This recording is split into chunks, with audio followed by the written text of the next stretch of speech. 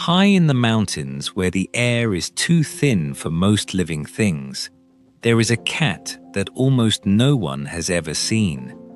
It is a snow leopard, pale as smoke, its coat the color of the rock it moves across, so perfectly hidden that biologists call it the ghost of the mountains. It lives alone, at altitudes where the oxygen runs thin and the wind can strip the warmth from a body in minutes. It moves through some of the highest terrain on Earth, and it leaves almost no trace. From up there, it can see the valleys below, the roads, the old mud fortresses, the places where armies once marched and burned and froze and died. It has watched three of the most powerful empires in human history come to these mountains. It does not know what an empire is. It is only watching the weather. This is Afghanistan. You know this country. Or you think you do. You know it from a strip of text scrolling under a news anchor, from 40 seconds of footage between other stories, a word that arrives already attached to something terrible. War, the Taliban, the graveyard of empires, the most dangerous place on earth. Forget the headline. The headline is the smallest, thinnest possible version of the truth. Because the real Afghanistan is one of the oldest crossroads of human civilization. A land at the exact center of Asia, where empires and religions and armies and trade routes have collided for 3,000 years. A place of staggering beauty and staggering buried wealth. A country that has swallowed the ambitions of Alexander the Great, of the British Empire at the very height of its power, of the Soviet Union, and of the United States of America. Think about that list for a moment. The conqueror who reached the edge of the known world, the empire on which the sun never set, the superpower that faced down America for half a century, and the superpower that outlasted it. Four of the most powerful military forces the human species has ever produced, and every one of them came to this one landlocked country certain of victory, and every one of them eventually left, humbled, along a mountain road. No other place on earth has done that to all four. It is not an accident of history, it is the pattern of it. And a country that is now living through its quietest, and perhaps its cruelest, war of all. A war with no front line. A war being waged against half of its own people. The mountains have seen this before. This is not the first empire they have buried. Let us begin with the land, because in Afghanistan, the land is not the backdrop to the story. The land is the story. Afghanistan is roughly the size of Texas. It is landlocked, hundreds of miles from the nearest ocean in every direction, wedged between Iran, Pakistan, the old Soviet republics of Central Asia, and, through a strange thin finger of territory, China. More than 40 million people live here. It is one of the youngest countries on earth. The median Afghan is not yet 20 years old. It is also one of the poorest. It is home to at least 4 distinct ethnic worlds: the Pashtuns, the Tajiks, the Hazaras, the Uzbeks, and dozens of smaller ones, speaking Pashto and Dari, and a scatter of tongues older than either. And it has almost no reliable electricity, barely any railways, and across vast stretches, no paved roads at all. A country that the modern world depends on sits, physically, in something much closer to the 19th century than the 21st. And most of it is vertical. The Hindu Kush, whose name is sometimes translated grimly as the killer of Hindus, tears across the country from the northeast, a wall of rock and ice rising to peaks over 7,000 meters. These are some of the highest, harshest mountains on the planet. For most of the year, snow seals the passes. Villages a few miles apart as the crow flies can be days apart on foot, cut off from one another by walls of stone. These mountains are young, as mountains go, and they are still growing.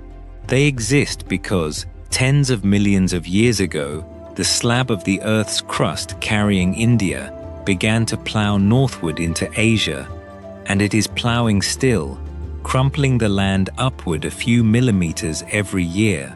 The Hindu Kush is the wreckage of that collision, a slow-motion catastrophe hundreds of millions of years in the making. The rock here remembers a violence that makes every human war look like a single afternoon.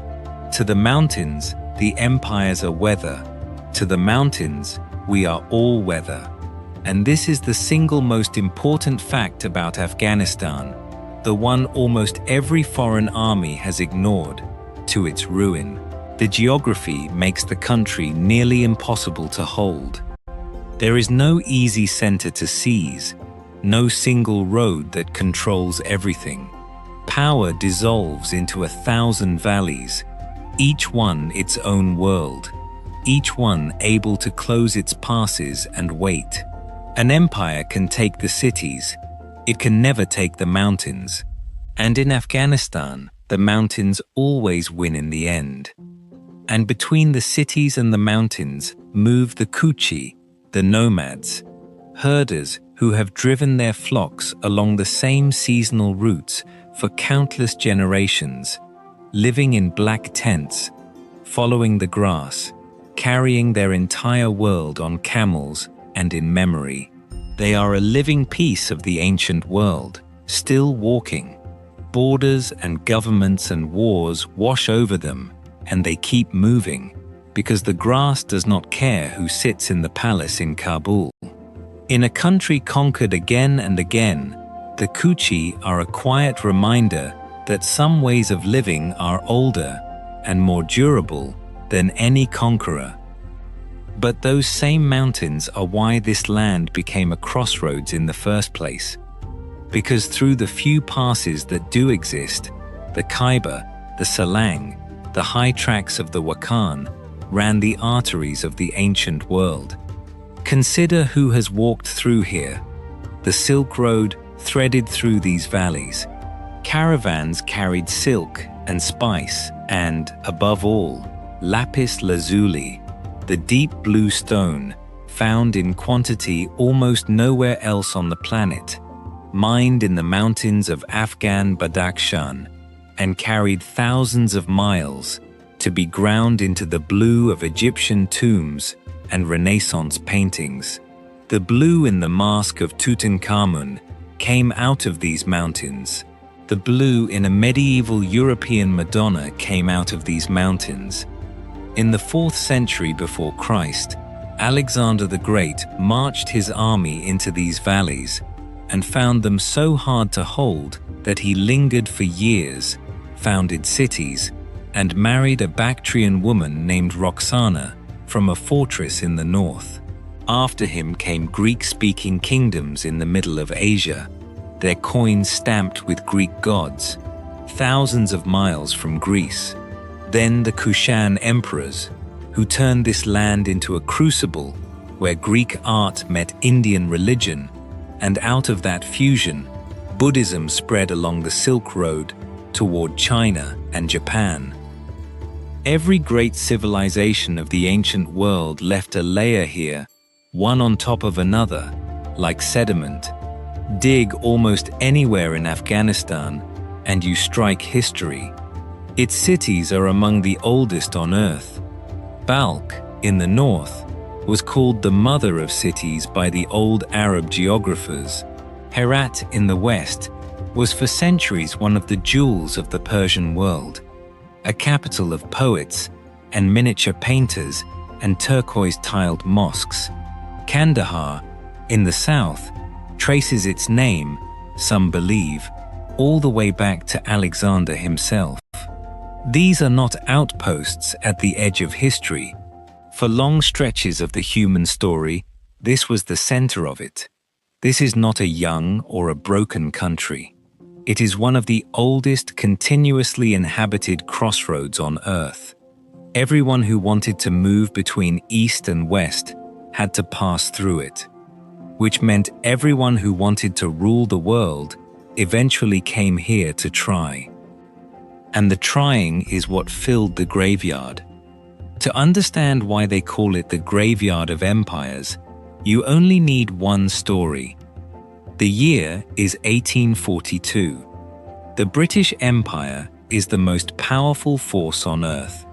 It has occupied Kabul as part of a vast imperial chess match with Russia that historians would later call the Great Game, two empires circling each other across Central Asia, each terrified the other would seize Afghanistan and use it as a doorway to the riches of India.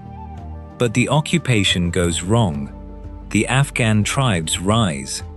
The British position in Kabul becomes impossible, and in the depths of winter, a British column of around 4,500 soldiers, together with some 12,000 civilians, camp followers, wives, children, servants, begins a retreat through the mountain passes toward the safety of Jalalabad, 90 miles away.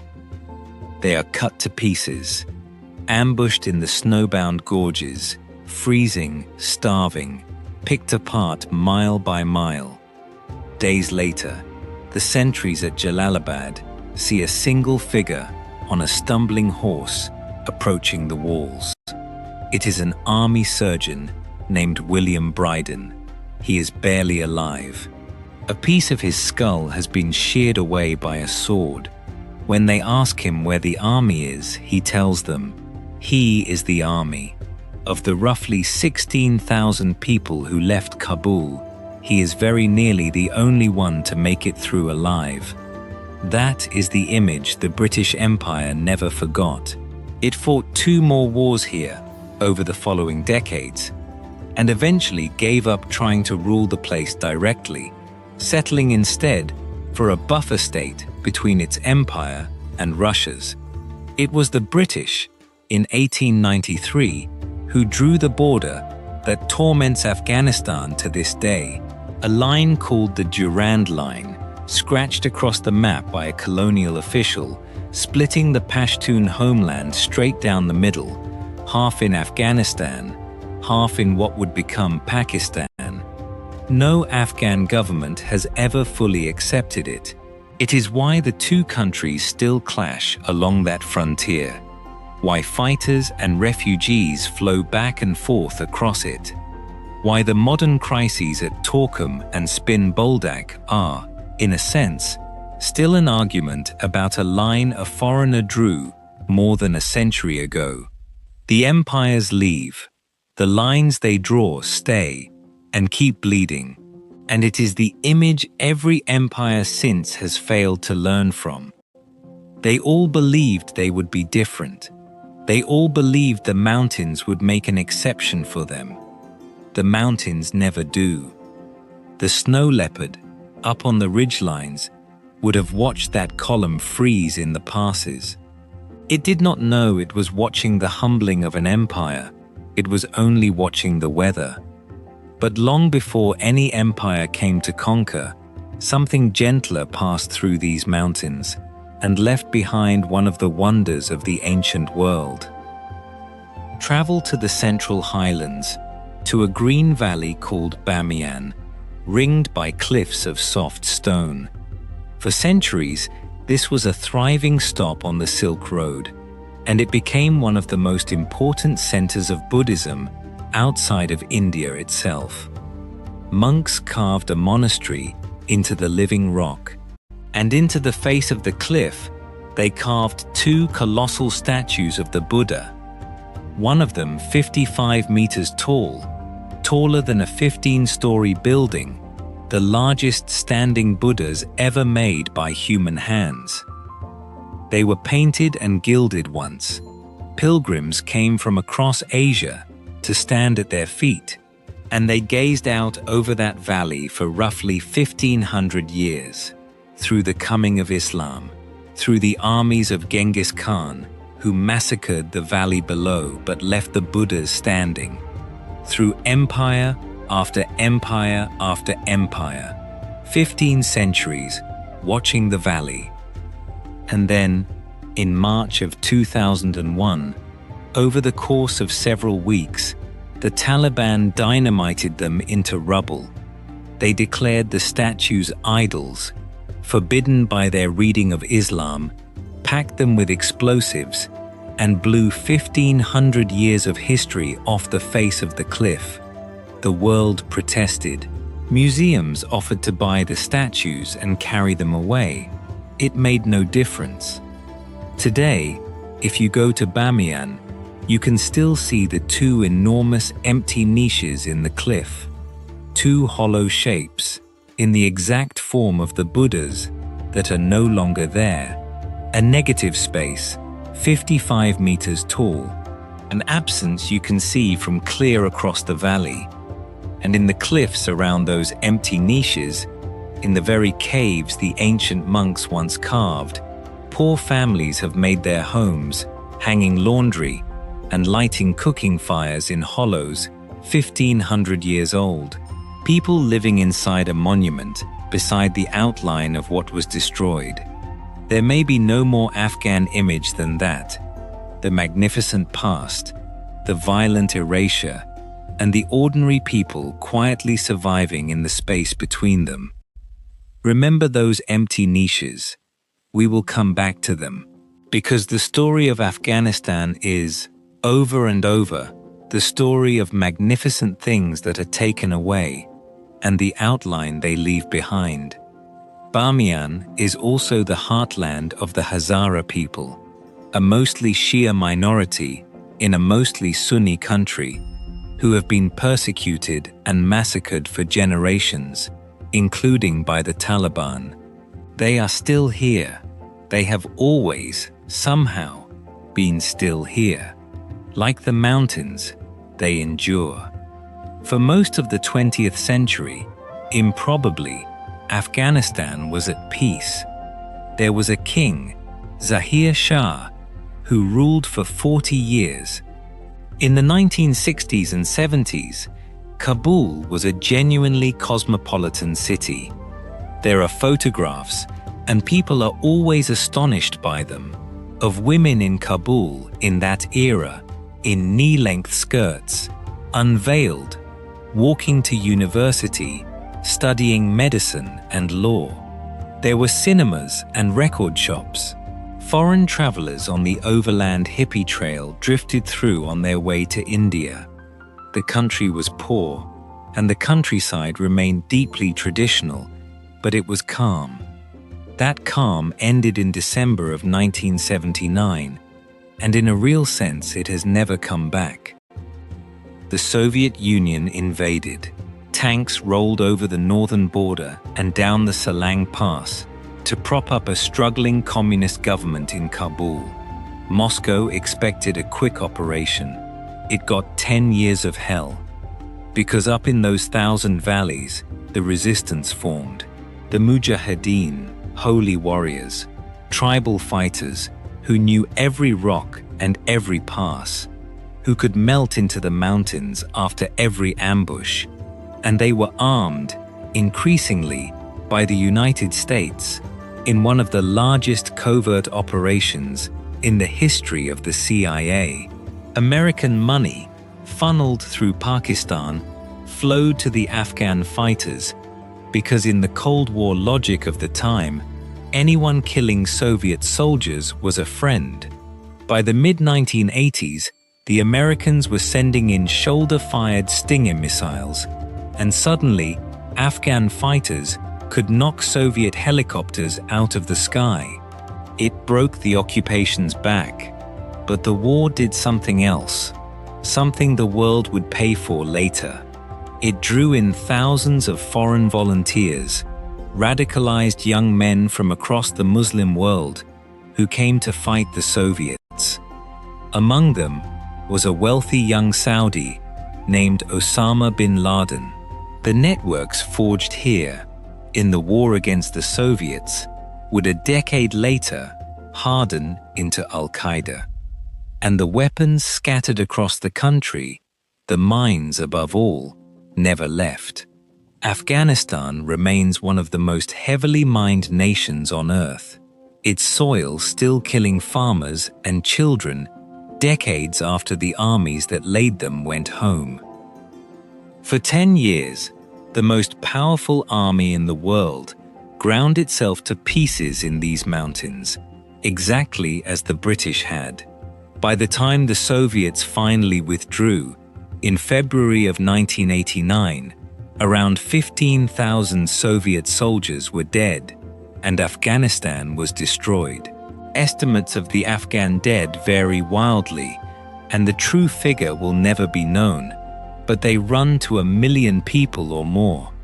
A third of the entire population fled the country as refugees. The year is 1989. A defeated superpower drives its last tanks back across the northern border, out of Afghanistan, leaving wreckage behind it. Hold that image, because in a little over 30 years, another superpower will drive out along a road very much like it, and it will look almost exactly the same. This is not the first empire these mountains have buried. It will not be the last. The mountains do not grieve. Let the land breathe for a moment. Travel to the Central Highlands, to a place that looks like it belongs on another planet, Band-e-Amir, a chain of 6 lakes sitting high in the mountains, held back by natural dams of pale mineral stone that the water itself built up over tens of thousands of years. And the water is a blue so deep, so impossibly vivid, that the first time people see it, they assume it must be fake, a turquoise that seems to glow against the bare grey cliffs and the snow.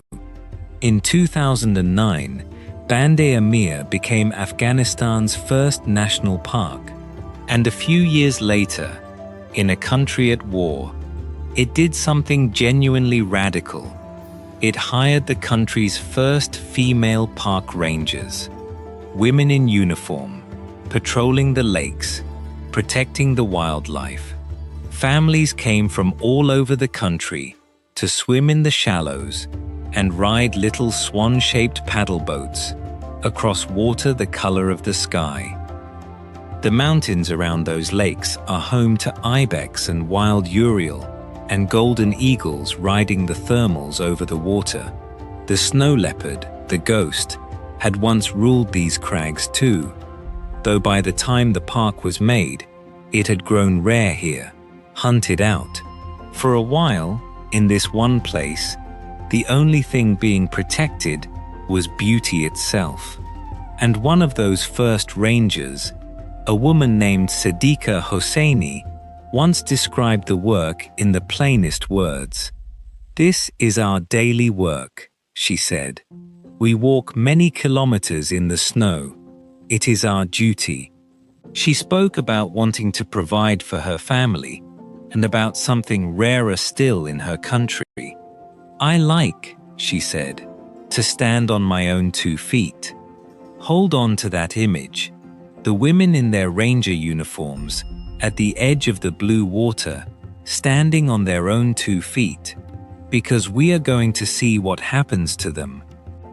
In the wreckage the Soviets left behind, the country tore itself apart. The 1990s were a brutal civil war. The various factions that had united against the Soviets now turning their guns on one another.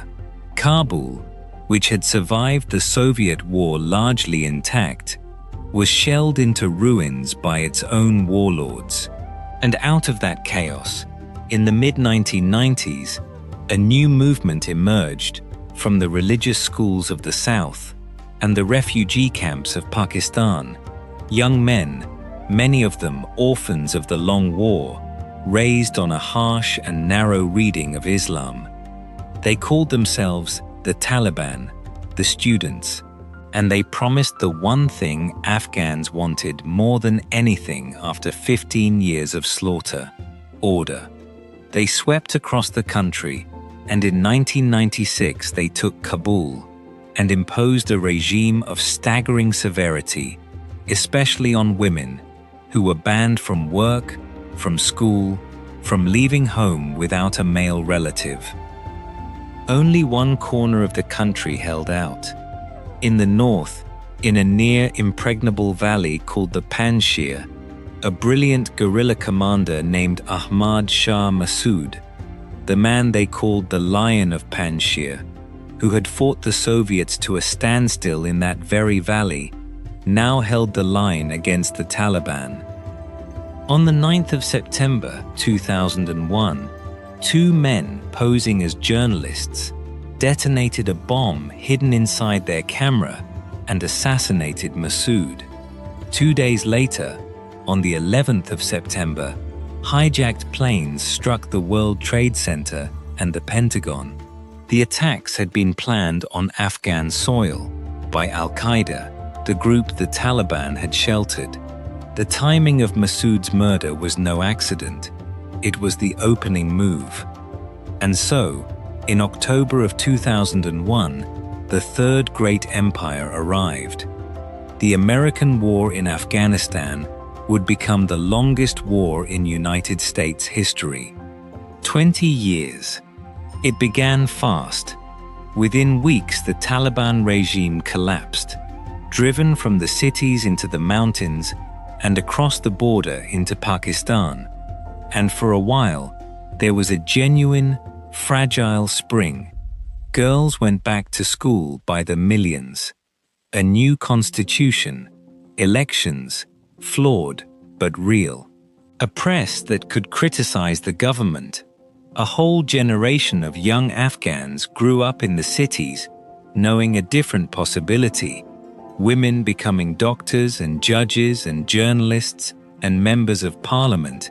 An entire world the previous regime had forbidden. For 20 years, that world grew. By the end, millions of girls were in school. Women sat in parliament, argued cases in court, reported the news, ran businesses, performed surgery. It was uneven, and it was fragile, and it was concentrated in the cities, but it was real, and a whole generation came of age inside it, believing it was permanent. Hold that in your mind, because it is what makes the ending so brutal. This was not a country that had never known women's freedom. It was a country that had it, watched it grow for 20 years, and then had it taken away, deliberately, edict by edict, in front of the whole watching world.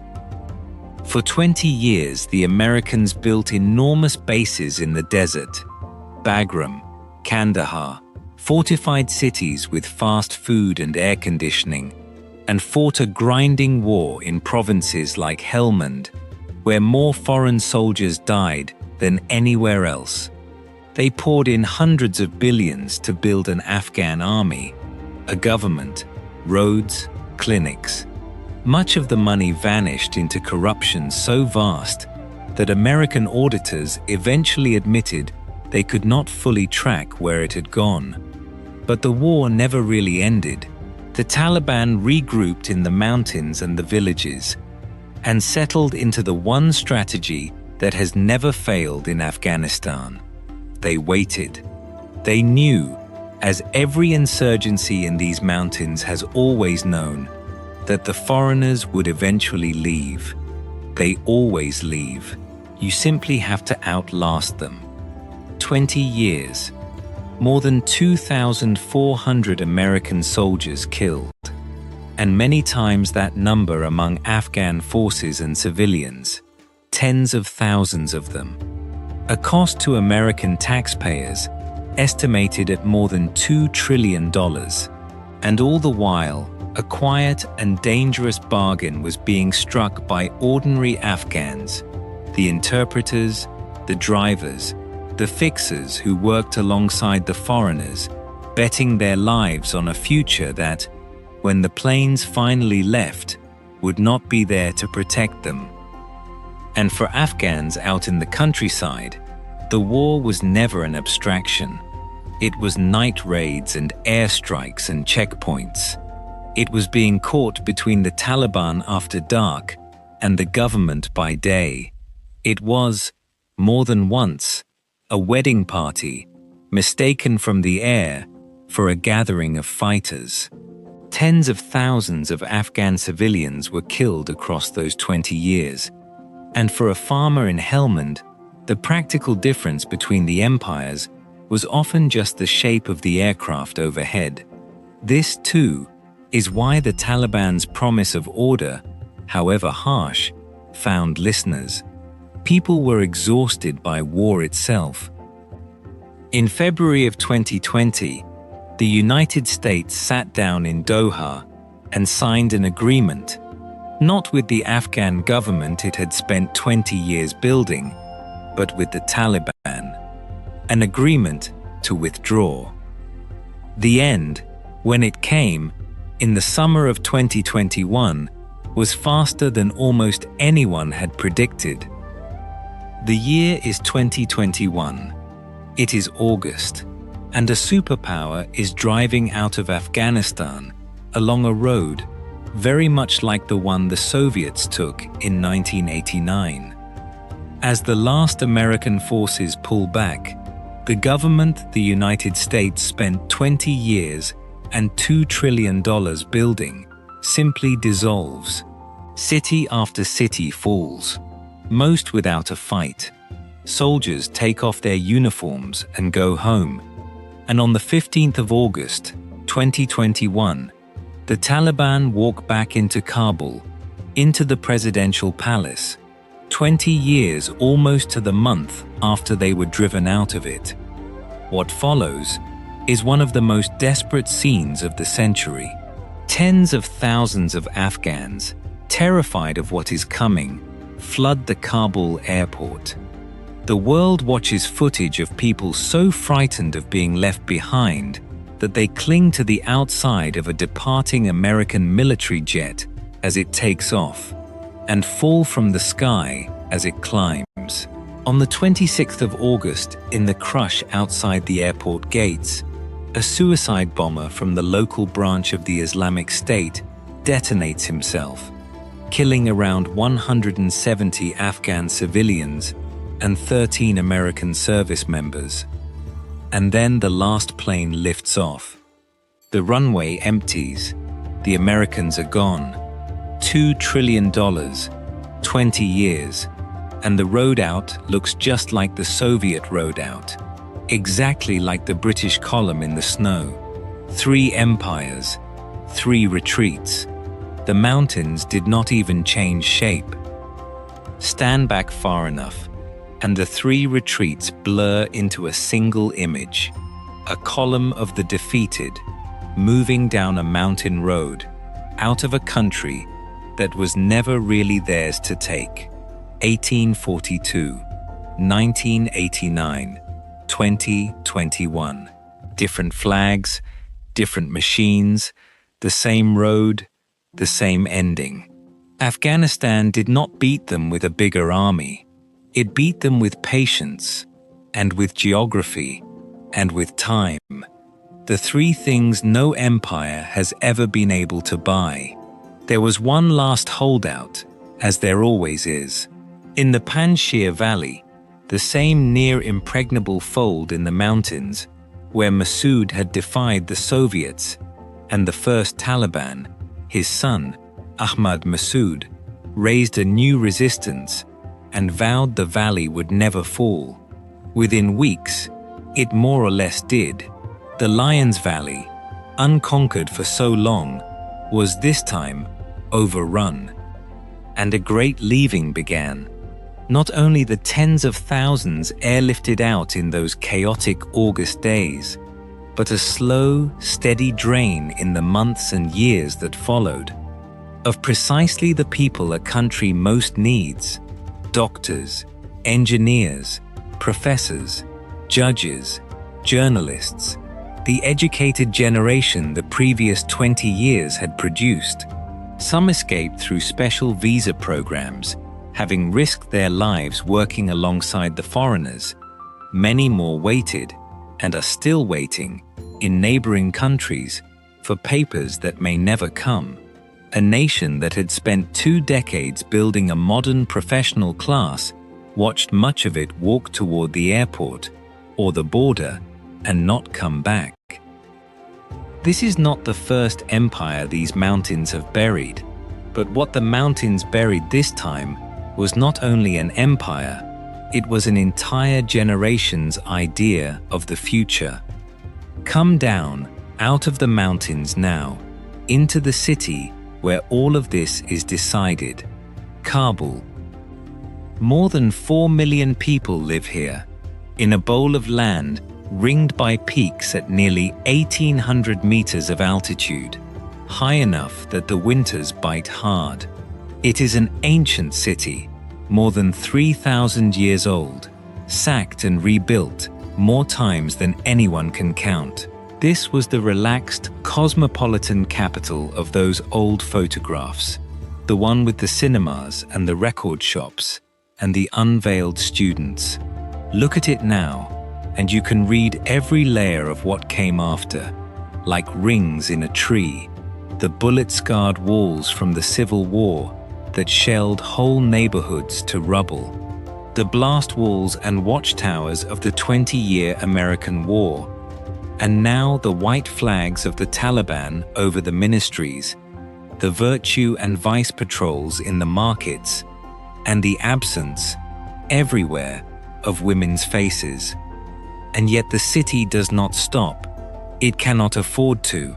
In the great money bazaar, the Sarai Shahzada, men sit behind leaning towers of worn banknotes, moving fortunes by trust and telephone in an economy the banks walked away from. The markets smell of grilled kebab and fresh bread and diesel smoke. Boys still fly kites from the rooftops, as they have for generations, bright paper diamonds cutting each other's strings in jewels high over the grey city. And on Fridays, men still gather at the edge of town to watch Buzkashi, the wild national game, riders thundering across the dust in a violent scrum for the carcass of a goat, a sport as old and as hard as Afghanistan itself. And this is a land of poets. By tradition, one of the greatest poets in human history, the man the world knows simply as Rumi, was born here in the north, near Balkh, more than 800 years ago, before his family fled west ahead of the Mongols. Poetry is not a decoration in Afghan life. It is a language people actually speak in. Even now, in the villages, women compose and recite landays, tiny 2-line folk poems passed mouth to mouth, anonymous, often fierce, often about love or grief or defiance, a form of speech that requires no school, no permission, and no signature. You cannot ban a poem that lives only in the mouth. And the seasons still turn the way they always have. Come spring, at Nowruz, the ancient new year that the peoples of this region have marked for thousands of years, the almond and apricot trees blossom pink across the valleys. Families climb to the shrines and the hillsides, and for a few days the oldest rhythm of this land, older than Islam, older than any empire, older than any decree, quietly reasserts itself. The authorities frown on the festival. The blossoms come anyway. This is what the headline erases. Afghans are not the backdrop to their own tragedy. They are farmers and poets and mechanics and mothers and kite makers, living, stubbornly, in the wreckage that the empires and the ideologues keep leaving behind. They have buried more history than most nations will ever accumulate, and they are still here, reciting poems and flying kites over the top of it. Now go back up, one more time, to the roof of the world, to the place where the ghost still rules. In the far northeast, that strange thin finger of Afghanistan reaches out between Pakistan, Tajikistan, and China. It is called the Wakhan Corridor, and it is one of the most remote inhabited places on the entire planet. There are no paved roads. In its highest reaches live the Kyrgyz, herders who follow their yaks and sheep across some of the highest pastures on Earth, in a place so cut off that most of the wars that defined modern Afghanistan barely touched it. Here, in the Wakhan and the High Pamirs, lives the largest wild sheep in the world, the Marco Polo sheep, named for the explorer who first described it. The rams carrying enormous spiraling horns that can stretch nearly 2 meters from tip to tip. They move across the roof of the world in herds, hunted by the wolf and by the snow leopard, in air so thin most humans could barely stand. An Afghan conservationist once called this region one of the last truly wild places on the planet, and in a rare piece of good news, it eventually became a national park, a dream first dreamed by that old king back in the peaceful 1950s. Up here, above the tree line, above the reach of most armies, the snow leopard still hunts the same crags it has hunted since long before there was a country called Afghanistan at all. It has watched Alexander's Greeks and Genghis Khan's horsemen, and the British and the Soviets and the Americans. It has watched them all come, and it has watched them all go. It does not know what any of them were. It is only ever watching the weather. But down in the valleys, a new kind of war has begun. One the snow leopard will never see, because it is fought indoors, behind walls, in silence, and its target is Afghan women. Here is the part the headlines mostly missed, because it did not arrive with explosions. When the Taliban returned in 2021, they promised the world they had changed. They said they would respect women's rights within their reading of Islam. Then, one edict at a time, they built the most comprehensive system of control over women and girls anywhere on Earth. Consider the sequence, because the sequence is the whole point. In September of 2021, within weeks of taking power, they barred girls from secondary school. Girls could attend until roughly the 6th grade, and then they had to stop. In December of 2022, they went further and banned women from universities entirely, then from most jobs, from most public life, from parks, from gyms, from public baths. In 2023, they shut down women's beauty salons across the country, tens of thousands of them, which had been not only a livelihood, but one of the only places women could still gather away from men. In 2024, a sweeping new law on the promotion of virtue and the prevention of vice ordered that a woman's voice should not be raised in public, and that she must fully cover her face and body outside the home. By then, more than 8 in 10 of the country's women journalists had already lost their work. Stack the numbers. More than 70 separate decrees restricting the lives of women and girls. Around 2.2 million girls now shut out of secondary education. Afghanistan is, today, the only country on the face of the earth where girls are formally banned from schooling past childhood. Read it as a calendar, and it becomes almost unbearable. September 2021, secondary schools closed to girls.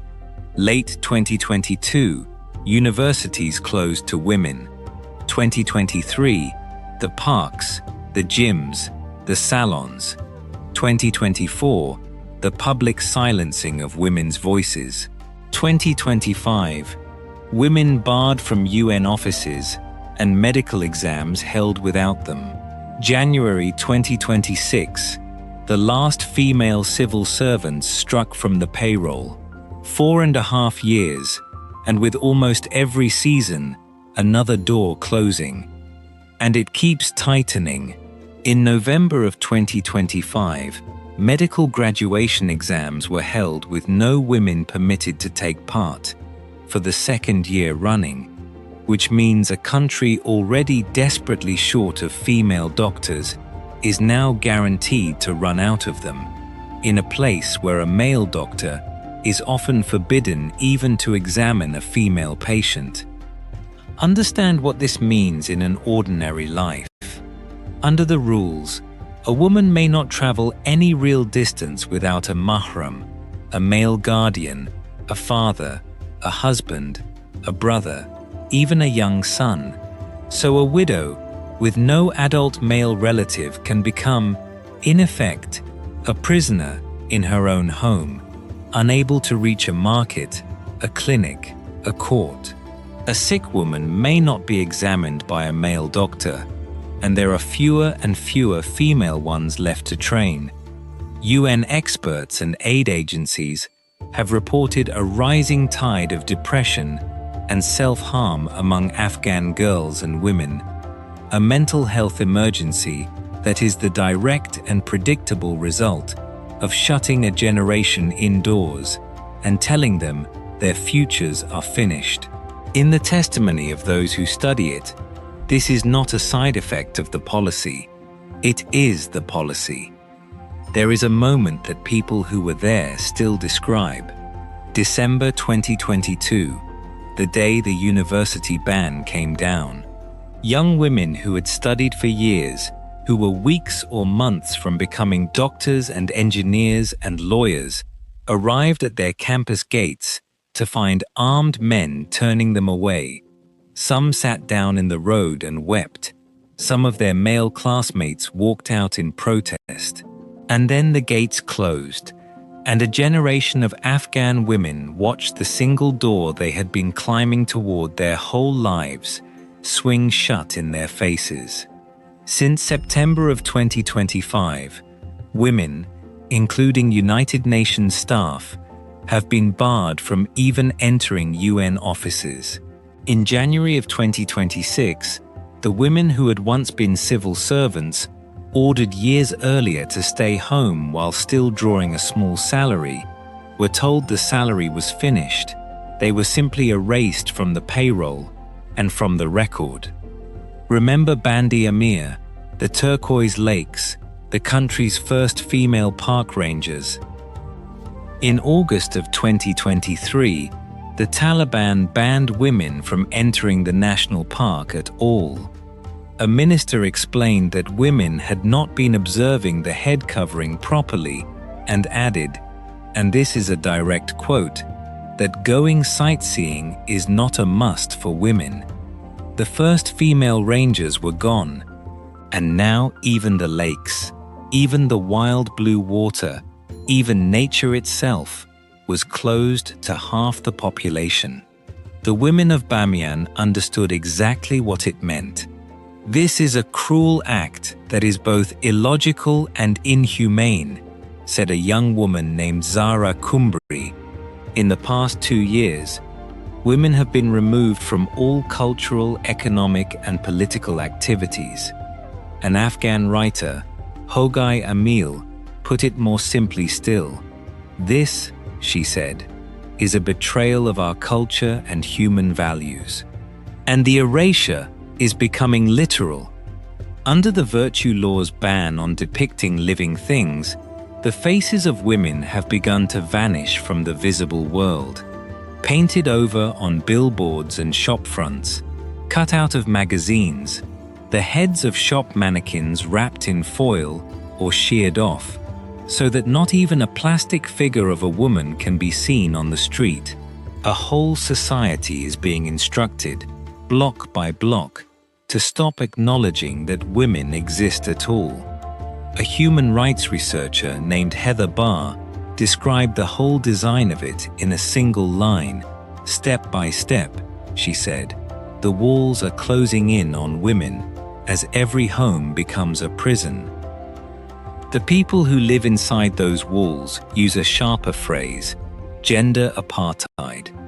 In July of 2025, the International Criminal Court issued arrest warrants for the Taliban's supreme leader, Hibatullah Akhundzada, and its Chief Justice, on charges of the crime against humanity of persecution on gender grounds. It was the first time in the court's history that gender persecution stood at the very center of a case. The court found reasonable grounds to believe that the Taliban had deliberately, systematically, stripped girls and women of their most fundamental rights, simply for being girls and women.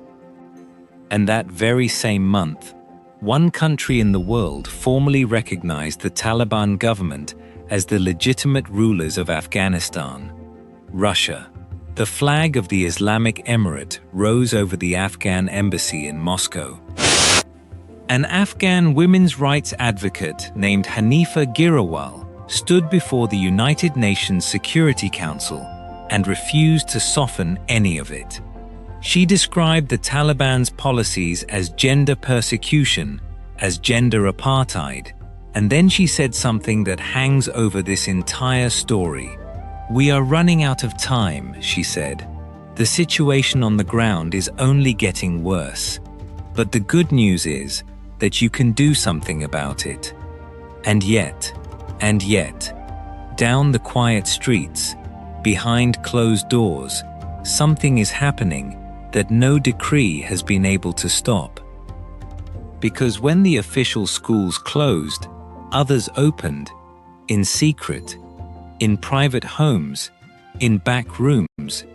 Women who had once been teachers began to teach girls again, illegally, quietly, knowing exactly what would happen if they were caught.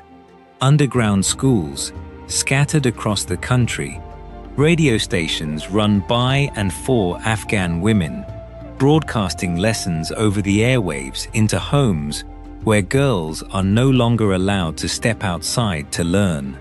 Online academies delivering classes to girls, one phone message at a time.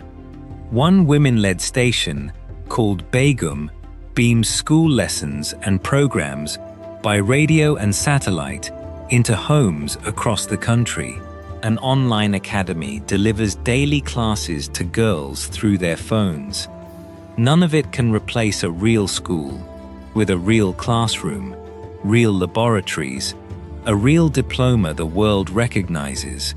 All of it is a refusal, repeated every single day, to accept that the door is closed for good.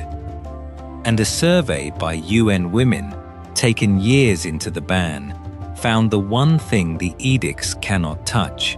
The overwhelming majority of Afghans, men and women alike, in the cities and in the villages, want their daughters educated, 90% and more. The ban is not the will of the people. It is being imposed on them, against their wishes, by a small group of men with guns. Think of the Lande again, the tiny anonymous poem that lives only in the mouth. You cannot ban it, you cannot arrest it.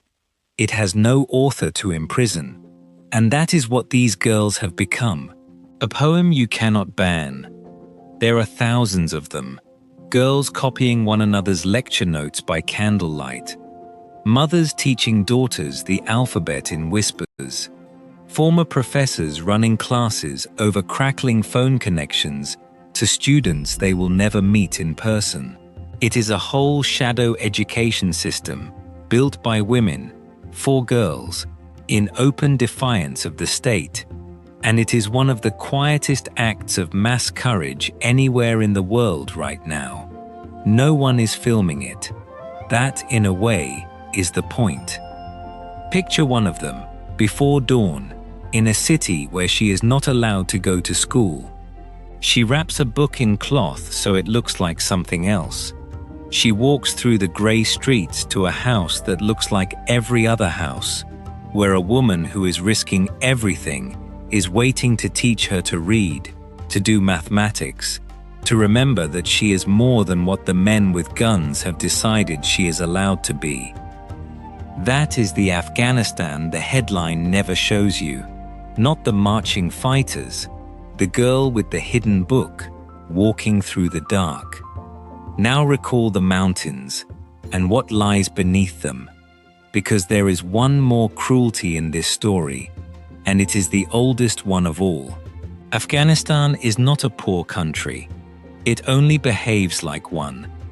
Beneath this battered land lies a fortune that geologists have valued, by cautious estimates, at around $1 trillion, and by some estimates far more. Copper in enormous quantity, iron ore among the largest untapped deposits in the world, gold, gemstones, the emeralds and rubies, and that ancient deep blue lapis, and, crucially for the century we are living in, lithium and rare earth elements, the raw materials of batteries and electric cars, and the entire so-called clean energy future. A classified American memo once called Afghanistan the Saudi Arabia of lithium. The wealth is real. It is in the ground, in quantity, and it has been sitting there, mostly untouched, while Afghans starve, because you cannot run an industrial mine in a country that has spent 40 years at war, with no railways, no reliable power, and no lasting peace. There is one place that captures the entire tragedy in a single site. It is called Mes Aynak, about 40 kilometers from Kabul. The name means, roughly, little source of copper, and beneath it lies one of the largest unexploited copper deposits on the planet, worth tens of billions of dollars. But here is the thing. On top of that copper sits an ancient city, a vast Buddhist complex, more than 1,000 years old, with hundreds of statues, monasteries, and stupas, a whole lost civilization preserved in the dry earth. And the reason the monks settled there 1,500 years ago, the reason they grew rich enough to carve all those Buddhas in the first place, was the copper. They came for the copper, and now the copper is going to destroy what the copper built. A Chinese state company holds the rights to mine it. To reach the ore, in a vast open pit, the ancient city on top would have to be swept away. The same metal that created the monastery is scheduled to bury it. And around that buried fortune, the great powers are circling again, just as they always have.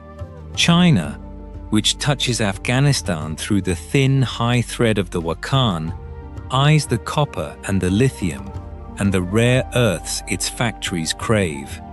Russia, the first to recognize the new government, wants influence and a buffer against instability on its southern flank. Regional powers maneuver for pipelines and mining rights and leverage. It is the great game again, in modern dress, the same board, the same crossroads, the same prize. Only now the treasure is not the road to India, but the metals of the coming century.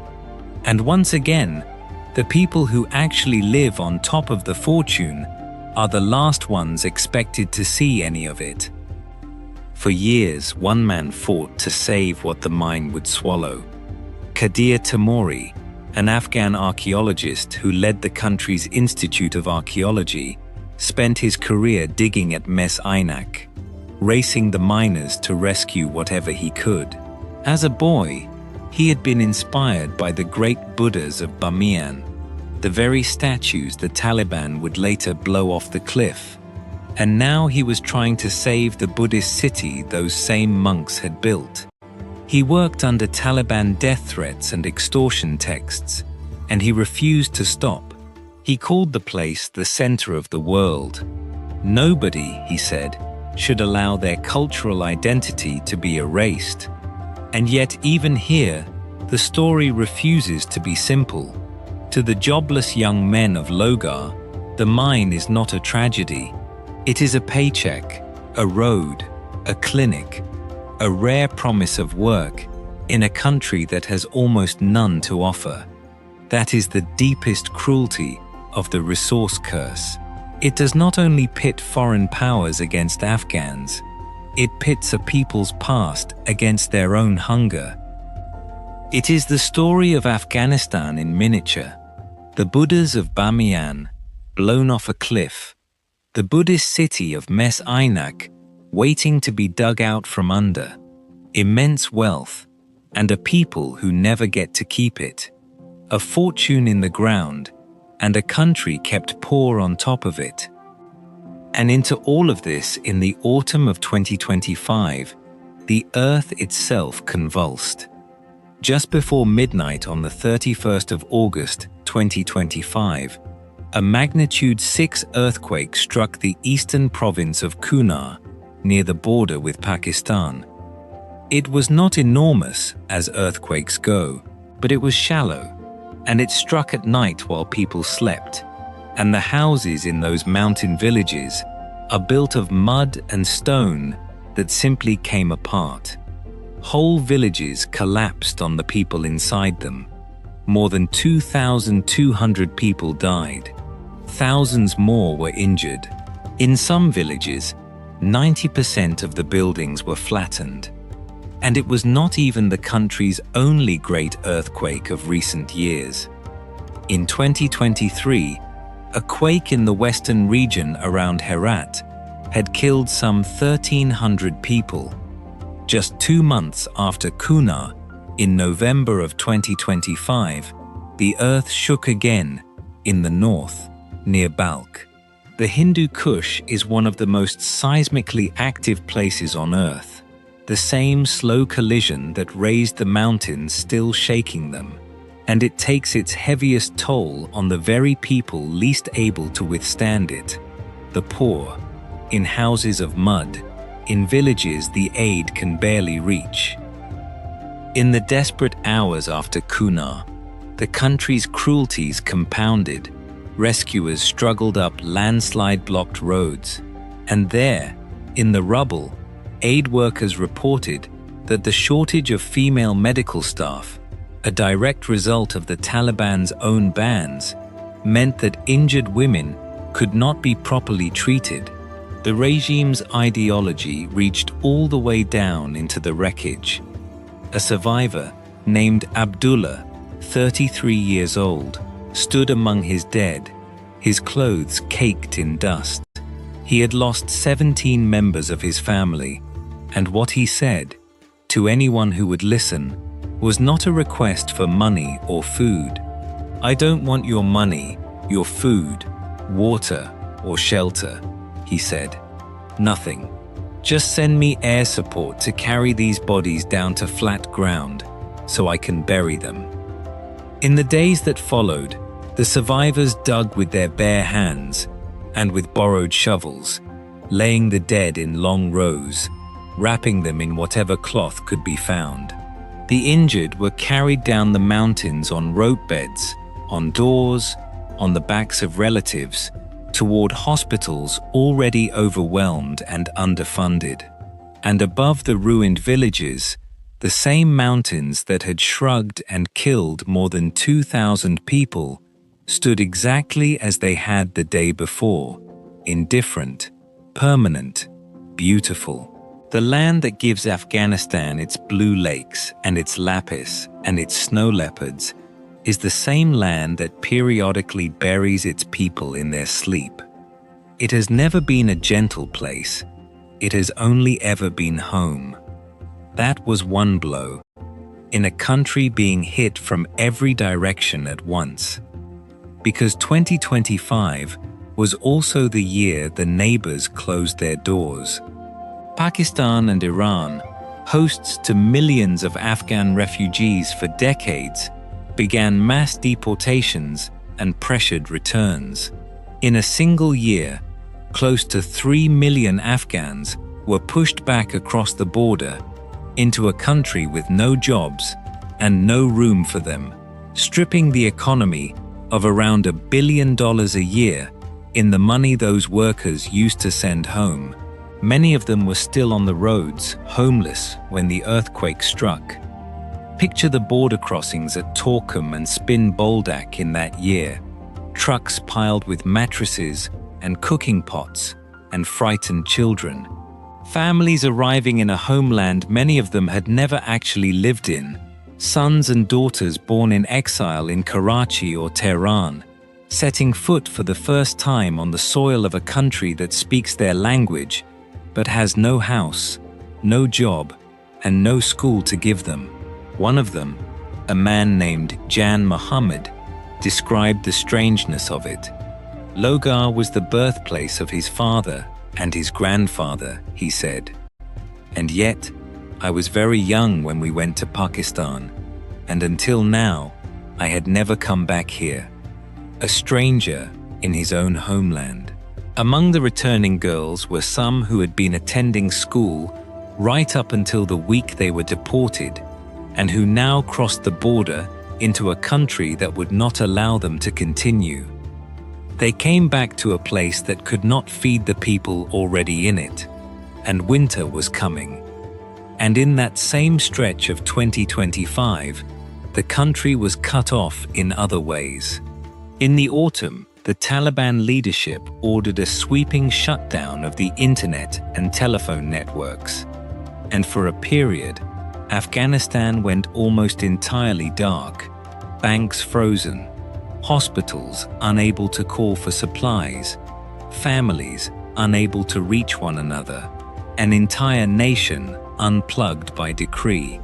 At the same time, tensions with Pakistan boiled over into cross-border clashes, and the main crossings, the lifelines for trade and for returning refugees, slammed shut. It was also the deepening of a long drought, and the bitter fallout of the Taliban's ban on opium poppy, enforced since 2023, which did genuinely slash the world's supply of heroin. Afghanistan had produced the vast majority of it, but which also wiped out the only income that hundreds of thousands of the poorest farmers had ever had. Underneath all of it lay a broken economy. When the Taliban took power, billions of dollars of the country's own central bank reserves held abroad were frozen, and much of the foreign aid that had funded the entire state simply stopped. The banking system seized up, salaries went unpaid, prices spiked, and in the clinics, the most defenseless measure of a collapsing economy began to climb: child malnutrition, babies too thin, mothers too hungry to nurse them, in a country where more than half the population was already going without enough to eat. And it was the year the aid ran out. As international donors, led by the United States, slashed their funding, the money keeping millions of Afghans alive simply evaporated. By 2026, the United Nations estimated that around 22 million people, roughly half the entire population of Afghanistan, needed humanitarian assistance to survive. Half a country on the edge. And on the edge is not a figure of speech. It means families burning furniture to survive a Hindu Kush winter. It means parents deciding which child eats today. It means clinics turning people away because the medicine ran out, and aid workers rationing food because the money did. Every one of those 22 million is a specific person in a specific cold room, waiting to find out whether the world still remembers they are there. The United Nations envoy called it a perfect storm: earthquake, deportation, drought, hunger, isolation, and a government that answers each new crisis with ideology. It is an open question, she said, whether there is sufficient pragmatism among the authorities to manage this perfect storm of crises, or whether decisions driven by ideology will prevent sustainable solutions. There is no tidy ending to give you here. This is not a story that has finished. As you watch this, it is still happening. In the earthquake villages of Kunar, in the deportation camps at the border, in the secret schools, in the high passes where the winter is coming again. Afghanistan is not a country that had a war. It is a country that is still, quietly, having one. So come back, at the end, to the ghost on the mountain. The snow leopard is still up there, right now, tonight. As all of this unfolds in the valleys below, it is moving across the high crags of the Hindu Kush, pale against the pale rock, hunting the wild sheep it has hunted for longer than any human story here. It watched the caravans of the Silk Road and Alexander's soldiers and Genghis Khan's horsemen. It watched a British surgeon ride alone and half dead toward Jalalabad. It watched the Buddhas stand in their cliff for 1,500 years, and it watched the smoke on the day they came down. It watched the Soviet tanks leave, and then, decades later, the last American plane lift off from Kabul. It has watched 3 of the mightiest empires on earth break themselves against these mountains and limp away. It does not know what an empire is. It does not know what a country is, or a decree, or a border, or a war. It is only ever watching the weather. And that is the strange, hard truth of Afghanistan.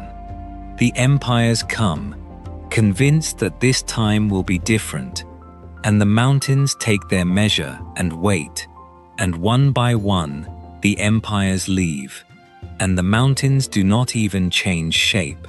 They were here before all of them. They will be here after all of them. But the mountains are not the whole story, and neither is the ghost. Because there is one thing in Afghanistan that has proven even harder to conquer than the peaks. It is smaller than a snow leopard. It weighs less than a rifle. It fits inside a book wrapped in cloth. Somewhere in a city tonight, before the light comes, a girl is walking to a room where she is not allowed to learn anyway. She is doing the single most dangerous and most ordinary thing in her country. She is refusing to disappear. 3 empires could not hold these mountains, and 70 decrees and the arrest warrants of a court a world away, and all the guns in Kabul have not yet managed to close that one girl's book. She wraps it in cloth so it looks like something else. She steps out into the dark, and she walks. If this journey moved you, consider subscribing and travel with us again. There is a whole world still waiting, just beyond the next mountain pass. See you on the next road.